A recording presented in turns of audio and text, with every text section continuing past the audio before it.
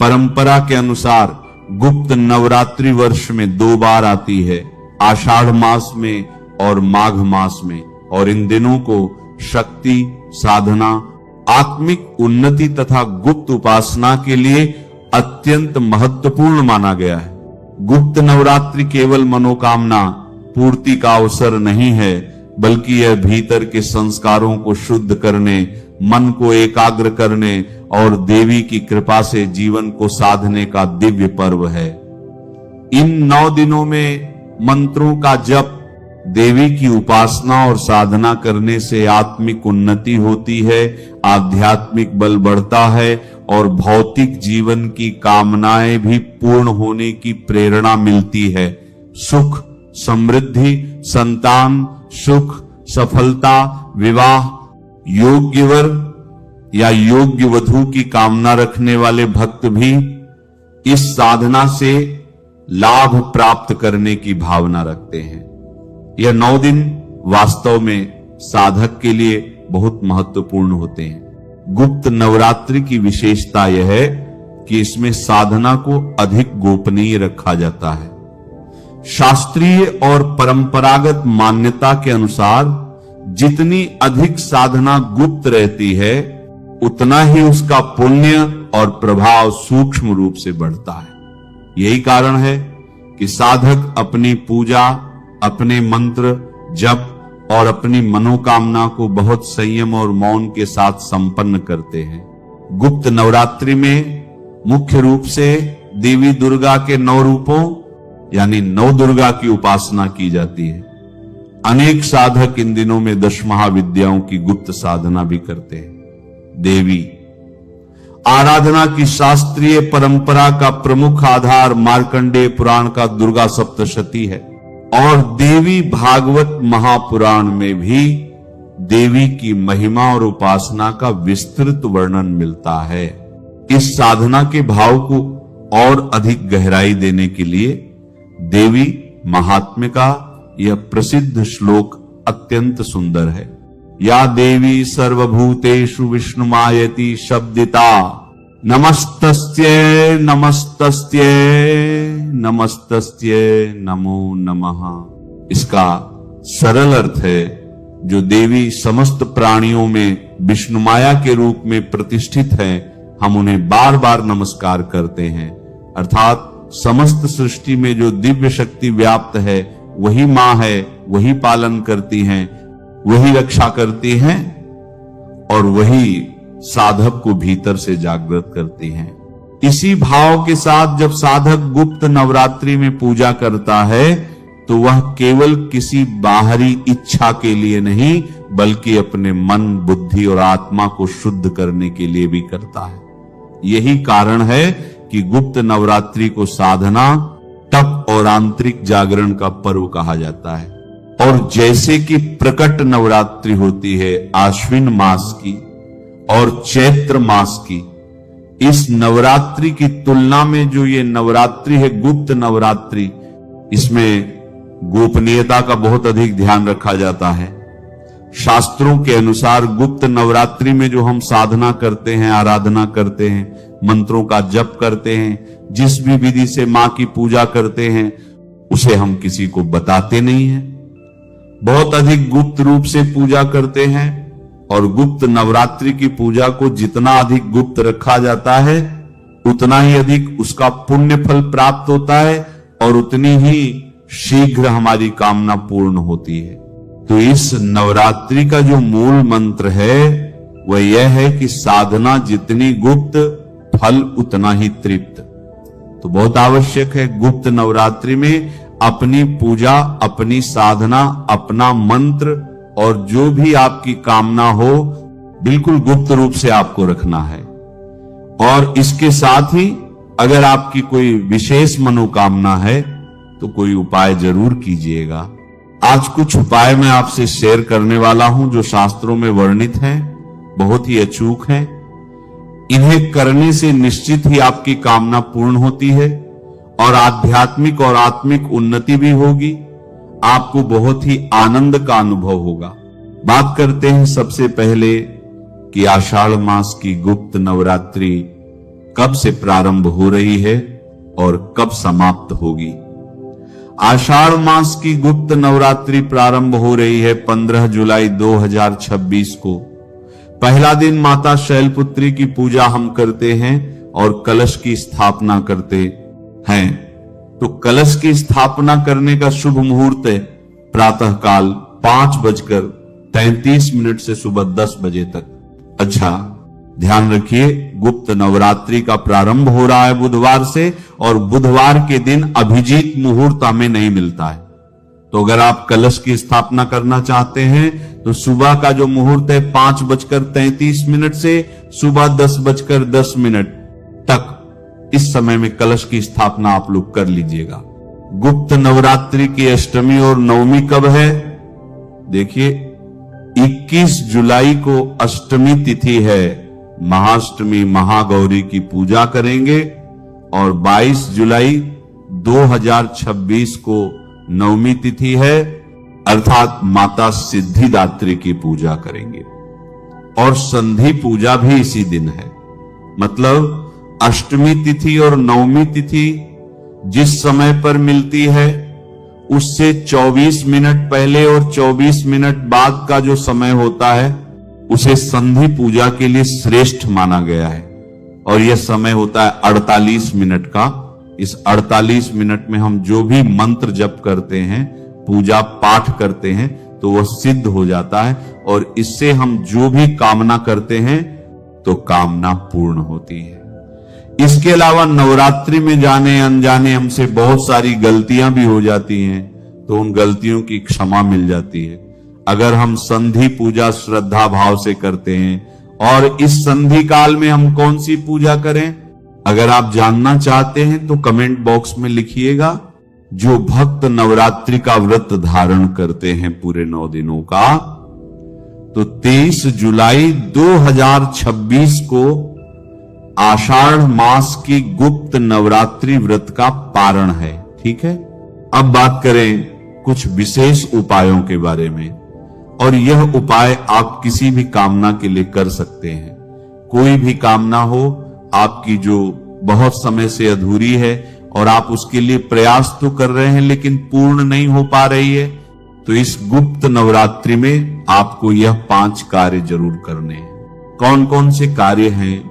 सबसे पहला कार्य है, नवरात्रि के पहले दिन आपको विधि विधान से मां दुर्गा की पूजा करनी है और आप चाहे तो कलश की स्थापना कर सकते हैं। लेकिन अगर आप कलश की स्थापना नहीं भी करना चाहते हैं तो भी आप नवरात्रि के पहले दिन सुबह जल्दी उठकर स्नान करके विधि विधान से माता दुर्गा की आराधना कर लीजिए, पूजा कर लीजिए। धूप, दीप, पुष्प इत्यादि जो भी आपके पास उपलब्ध हो यथासंभव यथाशक्ति माता को अर्पित कीजिए और मां दुर्गा के सामने आपको संकल्प लेना है। जिस भी कामना से आप पूजा कर रहे हैं अपनी कामना का संकल्प लीजिए, मां दुर्गा से प्रार्थना कीजिए। संकल्प कैसे लेते हैं?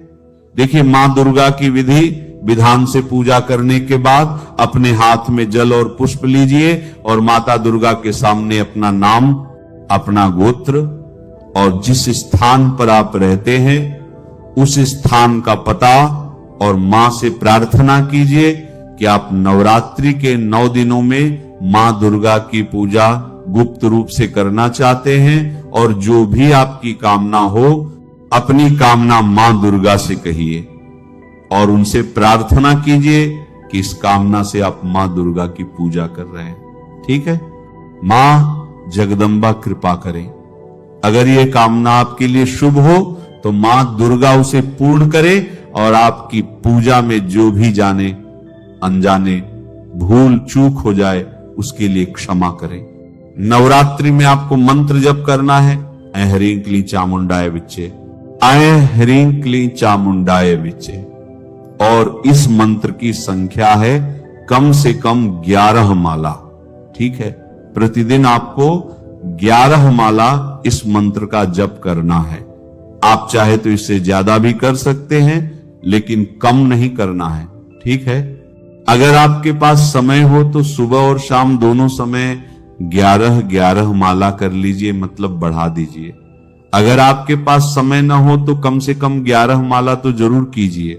तो संकल्प लेते समय आपको इस मंत्र का भी स्मरण करना है मां के सामने कि आप इस मंत्र का 11 माला या इससे ज्यादा जितनी भी संख्या प्रतिदिन जप पाते हैं उतनी संख्या का संकल्प ले लीजिए, ताकि प्रतिदिन आप समय के अनुसार मंत्र जप करेंगे। अच्छा, ध्यान क्या रखना है आपको इसमें, आप अपने समय को निर्धारित कीजिए, सुबह या फिर शाम, जो भी समय आपके अनुकूल हो। तो पहला कार्य है आपको संकल्प लेकर पूजा का प्रारंभ करना है, और पहले दिन से अंतिम दिन तक, नवरात्रि के अंतिम दिन तक समय और संख्या निर्धारित करके आपको मंत्र जप करना है। ठीक है।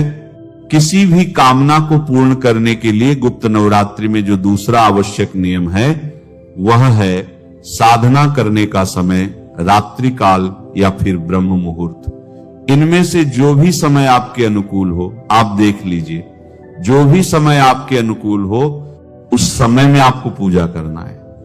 एक निश्चित समय रख लीजिए, जैसे कि रात्रि में 9 बजे से 11 बजे तक, या फिर 10 बजे से 11 बजे तक, या सुबह 3 बजे से 5 बजे तक। मतलब देखिए, समय ऐसा होना चाहिए जिस समय में आप एकाग्रचित होकर बिना किसी रुकावट के पूजा कर सके। ठीक है। और जब आप पूजा करने बैठते हैं तो धूप दीप जलाकर और मां की पूजा करके मां के सामने भोग लगाकर तब आपको मंत्र जप करना है।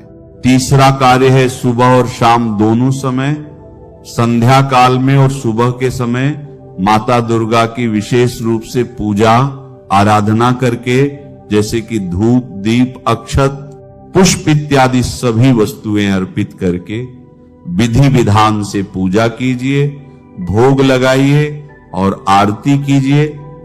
आरती सुबह और शाम दोनों समय करना है। कपूर और लौंग जलाकर, और घर में भी आपको ध्वनि देना है कपूर और लौंग की। इससे किसी भी प्रकार की नकारात्मक ऊर्जा का प्रवेश नहीं होता है। अच्छा, जैसे बहुत सारे भक्तों के प्रश्न आ सकते हैं कि अगर हम देर रात्रि मंत्र जप करते हैं तो फिर क्या आरती करना शाम के समय आवश्यक है? तो देखिए, सुबह शाम की पूजा आवश्यक है। शाम के समय संध्या काल में माता की आरती होना अत्यंत आवश्यक है। ठीक है। तो भोग लगाकर शाम को आरती कर लीजिए। और जैसा कि मैंने आपको बताया कि एकाग्रचित होकर आपको मंत्रों का जप करना है, तो ये आप अपनी सुविधा के अनुसार देख सकते हैं। अगर आप शाम के समय भी एकाग्रचित होकर बिना किसी रुकावट के मंत्रों का जप कर पाते हैं तो बिल्कुल कर लीजिए।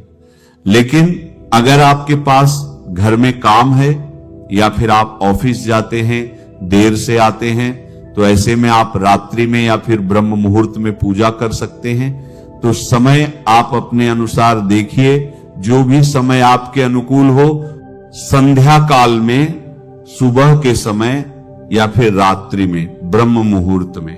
ठीक है। एक ही समय होना चाहिए। प्रतिदिन आपको एक ही समय में पूजा करना है। बस इतना ध्यान रखिए, ऐसा ना हो कि आज आप सुबह करते हैं तो कल आप शाम को करेंगे, फिर आप दोपहर में करेंगे, ऐसा नहीं करना है। ठीक है। पहले दिन आप जिस प्रकार से मंत्रों का जप प्रारंभ करते हैं, जिस भी समय में, उस समय को निर्धारित कर लीजिए। ठीक है। बाकी सुबह शाम की पूजा आप कर सकते हैं, जैसे भी आप करना चाहें। चौथा कार्य आपको करना है, प्रतिदिन लाल पुष्प, गुलाब या फिर गुड़हल के पुष्पों की माला अर्पित कीजिए। माला न हो तो पुष्प भी चढ़ा सकते हैं, मतलब जैसी भी सुविधा आपके पास हो। अगर आपको लाल पुष्प न मिले तो क्या करें? तो ऐसे में मानसिक रूप से मन में भाव कीजिए कि आपके हाथों में लाल पुष्प भरे हुए हैं और आप मां को अर्पित कर रहे हैं। थोड़ी देर के लिए मन को शांत करके, एकाग्र करके और मानसिक पूजा कर लीजिए। ठीक है। और अब बात करें इस नवरात्रि के 5वें कार्य के बारे में। देखिए, नवरात्रि का जो 5वां कार्य है, गुप्त दान करना। दान करने का फल कई गुना होकर प्राप्त होता है, ये आप सभी जानते हैं। लेकिन ये दान आपको करना है बिल्कुल गुप्त रूप से, बिना किसी को बताए। ऐसे में इस नवरात्रि में आप चाहे तो किसी जरूरतमंद को भोजन करा सकते हैं, कन्याओं को भोजन करा सकते हैं, वस्त्र दे सकते हैं, धन का दान कर सकते हैं। धन का दान आप चाहे तो गौशाला में कर सकते हैं, गाय के चारे के लिए, या फिर आसपास कोई मंदिर हो माता रानी का या किसी भी देवी देवता का, तो वहां पर भी दान पेटी में कुछ पैसे डाल सकते हैं अपनी इच्छा के अनुसार, सामर्थ्य के अनुसार। तो अपने मन की कामना करते हुए मंदिर की दान पेटी में भी आप दान कर सकते हैं, मां से प्रार्थना कर सकते हैं। ठीक है। सुहाग की सामग्री आप चाहे तो किसी मंदिर में दान कर सकते हैं, और आसपास कहीं भंडारा हो रहा हो तो वहां पर भी अपनी इच्छा के अनुसार, सामर्थ्य के अनुसार कुछ सामग्री आप दान कर सकते हैं। ठीक है। बस इतना ध्यान रखना है, दान जब आप करते हैं तो करने के बाद उस दान को स्मरण भी नहीं करना चाहिए, किसी को बताना तो दूर की बात। जब हम ऐसा दान करते हैं तो उसका फल हमें प्राप्त होता है। तो ये 5 कार्य इस गुप्त नवरात्रि में आप कीजिए, विश्वास कीजिए। आपकी कामना चाहे कोई भी हो, अगर आपके लिए वह शुभ है, हितकारी है, तो मां दुर्गा उसे अवश्य पूर्ण करेंगी। लेकिन अगर कामना पूर्ण न हो तो मां दुर्गा को या फिर अपनी पूजा को दोष नहीं देना है। ठीक है। हम जो भी पूजा पाठ करते हैं उसका फल हमें जरूर मिलता है। हो सकता है आपने जो मांगा हो उससे कहीं ज्यादा आपको मिलने वाला हो, बस हमें पता नहीं होता है। कहीं न कहीं किसी न किसी स्वरूप में हमारी पूजा का फल हमें प्राप्त हो जाता है। बस हमें अगर वो चीज नहीं मिलती है तो ध्यान रखना है, शायद वह हमारे हित में न हो। तो गुप्त नवरात्रि में मां दुर्गा की गुप्त रूप से पूजा कीजिए। बस ध्यान इतना रखिए, किसी की भी निंदा नहीं करनी है, किसी की चुगली नहीं करनी है, और झूठ तो बिल्कुल भी नहीं बोलना है। लहसुन, प्याज, मांस, मदिरा का सेवन नहीं करना है।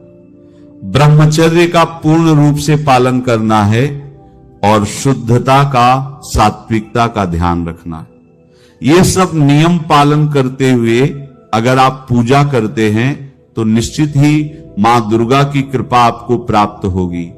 ओम जयंती मंगला काली भद्रकाली कपालिनी दुर्गा क्षमा शिवा धात्री स्वाहा स्वधा नमोचस्तुते। ओम दुर्गाय नमः।